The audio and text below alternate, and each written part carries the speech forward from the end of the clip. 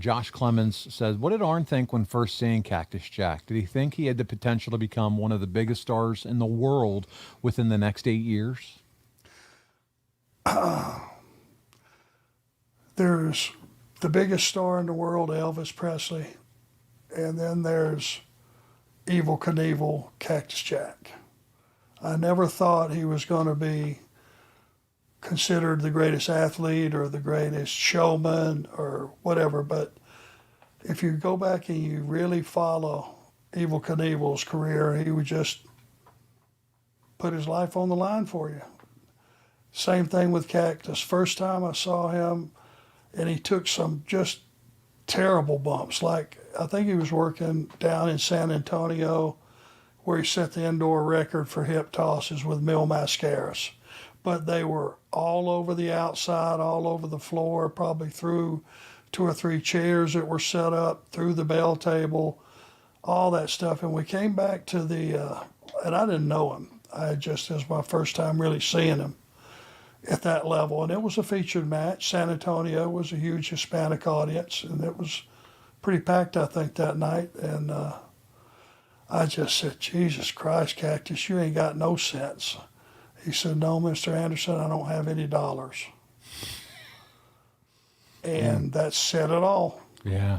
He just explained the reason for his performance. That's right. Yeah. He was trying to be noticed, trying to secure himself a position with the company. Yeah. Trying to make money, trying to make a living for him, his family, etc. And to stand out and stick out and be different. And that was his way to do it. Stand out, you just said it. That was his way. If, just being shot out of a cannon will do it. That's what he was going to do. That's what he was willing to do. Brad Stanton says he wants to know if you think Cactus Jack was a worthy challenger to Sting at this time.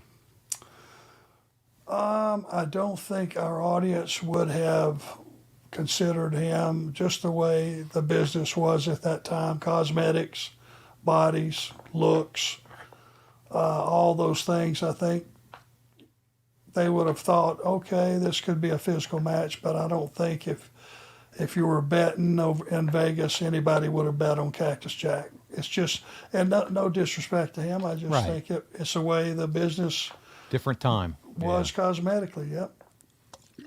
We have another question from the professor, Drew Landry, and he says, what, if anything, did you know about Mick Foley at this time? Did you think WCW was the right place for Cactus Jack? Didn't know him at all. I just was being introduced to him like everybody else. I know he was the only one willing to do what he was doing bump-wise. There was nobody else in his league. Now, I said then what I say now. My God, this guy's going to have a tough, from 40 years on, he's going to have a tough life. I don't know how old he would have been, I guess, in his 30s at that time. Most likely. And honestly, I think he probably at the time thought, hey, I know I will, but I'm willing to do that if it makes a difference in my life. I wonder, and I'm sure at this point, he probably doesn't regret any of it. Not a day. Yeah. He loved this business. The avenue that he had at the time was to take all these terrible bumps and, sacrifice his teeth getting knocked out and everything else. His ear ripped off? Yeah, his ear ripped off, you name it. I mean, what lengths would he go? But, what lengths would you go if you love something that much? I know, I would find a way.